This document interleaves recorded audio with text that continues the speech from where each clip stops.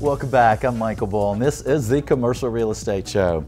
You're invited to check out the Commercial Real Estate Show on YouTube. That's right, you can find a great selection of informative videos. You may want to subscribe so you don't miss a video of special value to you. Just visit YouTube and search for the channel Commercial Real Estate Show. Today we're discussing senior housing. Please welcome my next guest, Dave Hagerty, President and Chief Operating Officer, Senior Housing Properties Trust. Senior Housing Property Trust is a healthcare REIT which owns 396 properties in 40 states and Washington, D.C. Dave, thanks for joining us today. Great, thank you, Michael. Thanks for the invitation. Well, thank you, Dave. And well, we're curious about this increased demand that we hear about, the demographics coming down the road. You know, what do you expect for property level performance moving forward in the senior housing industry? Well, you know, the performance should be excellent for the next several years. And I think it's very important to make the distinction between the different types of senior housing that there is out there. You have certainly independent living, which is minimal amount of care, but very much hospitality, social, and so on. And then you have assisted living, which is very much a need-driven service, and that's become the most focused, most in-demand senior living service. And then you have memory care, which unfortunately is becoming more and more a requirement for care providers to provide and people need. And of course, there's the skilled nursing that's been around since the mid-'60s.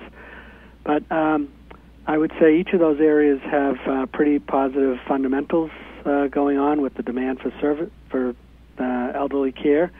And I think, you know, each sector has a tremendous amount of upside opportunity. Normally, I would say independent living right now is having the greatest margins and growth potential because there's very limited new construction going on. And, you know, I think you're going to expect to see probably high single digits to maybe low double-digit returns on independent living at the moment.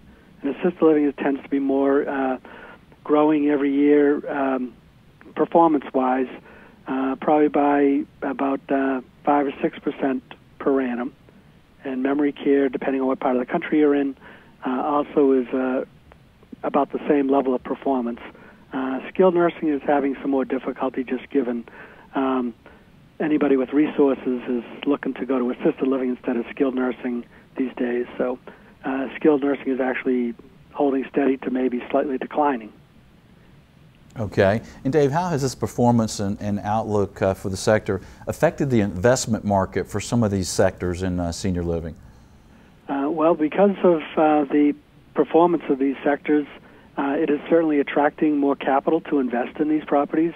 You know, you have the various healthcare real estate investment trusts like ourselves that invest in this space, but also there's been a number of private equity players that have gotten into the space to invest in it, and a number of private real estate investment trusts and other traditional real estate investors have taken an interest in this space. Even a few multifamily investors have started to focus on senior living as another avenue for growth.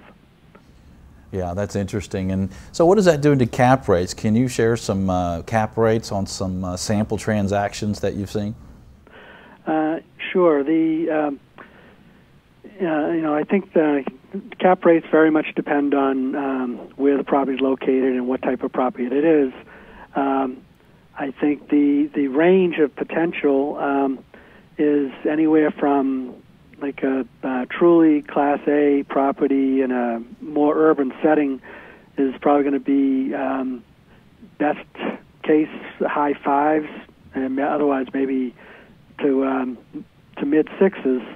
While if you get outside the urban setting, you'd be looking at more something around a 7 to 7.5 cap rate. And then if it's a Class B asset or so in a rural setting or non-urban setting, you're probably looking at more 7.5 to 8.5 cap rates. But that's pretty much the range, and as I said, it depends on exactly the specifics of that property. Our transactions in the last say 6 months, have been more in the neighborhood of low 7s to low 8s for cap rates. I see. Now, these for independent living properties, or just all the property types? Predominantly independent living and assisted living properties. We do not invest in skilled nursing ourselves, but anything that offers a private pay senior living component would be something we would invest in, and that would be our range of investing. Okay. And how do you see these cap rates trending? Are they compressing slightly? What do you expect?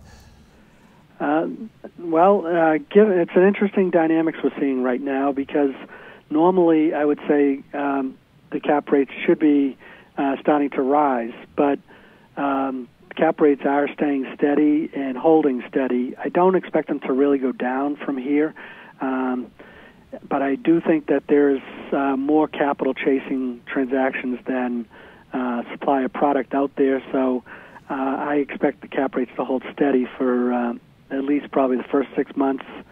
And the only thing that really could change that is if you start to see interest rates materially spike up and raise everybody's cost of capital. Okay. All right. Well, great. Well, that's interesting. Well, we're going to have more for you in just a moment. We're going to take a break and get back with Dave Hagerty on the senior housing in just a moment. I'm Michael Bull. This is the Commercial Real Estate Show. We'll be right back. The Commercial Real Estate Show is brought to you in part by your friends at Bull Realty. When your business requires proven performance, visit bullrealty.com or call 800-408-BULL.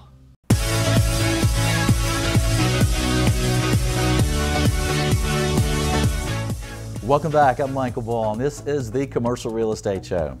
Do you have any questions related to commercial real estate? Well, check out Ask Michael Bull.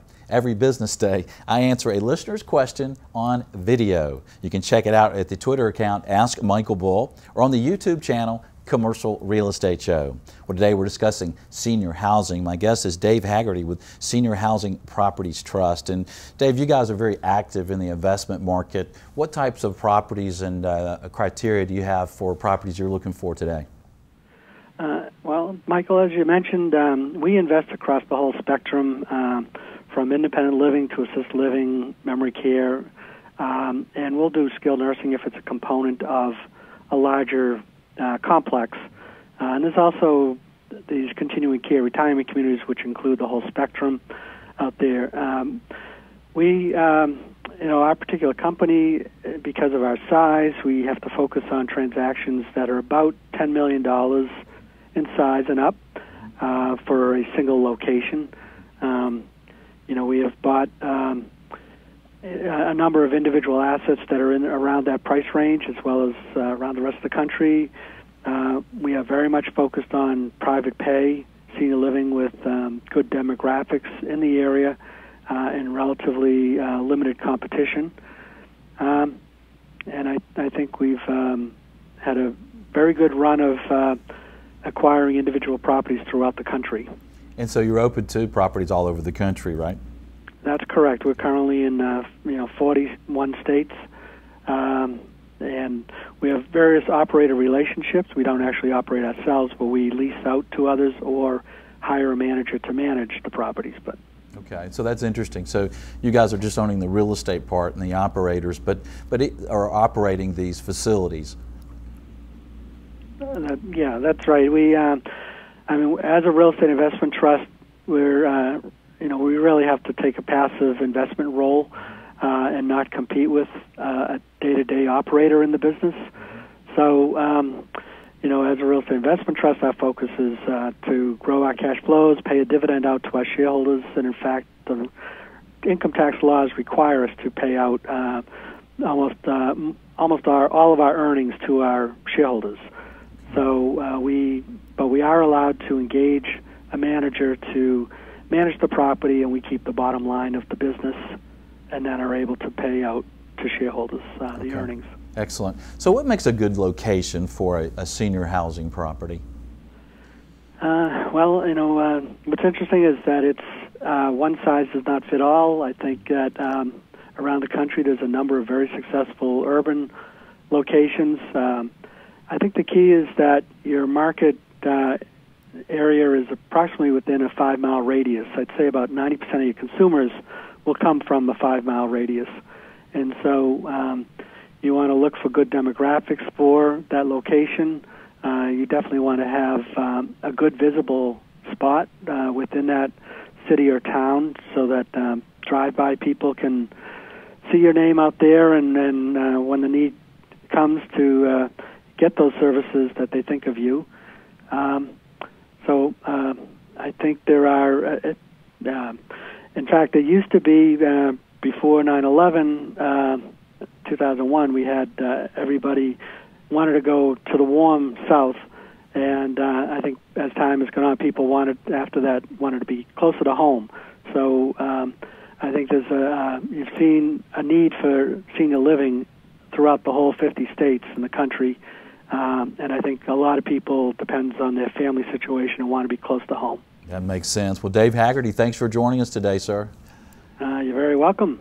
For more Appreciate the time. Thank you. And for more information from Dave and Senior Housing Properties Trust, visit snhreit.com. Well, can you join us next week? Well, I hope so. It'll be an interesting show. We'll be talking about the hospitality industry. Thanks for joining us today. I'm Michael Bull. Until next week, be sure that you always lead, learn, and laugh, and join us for the Commercial Real Estate Show.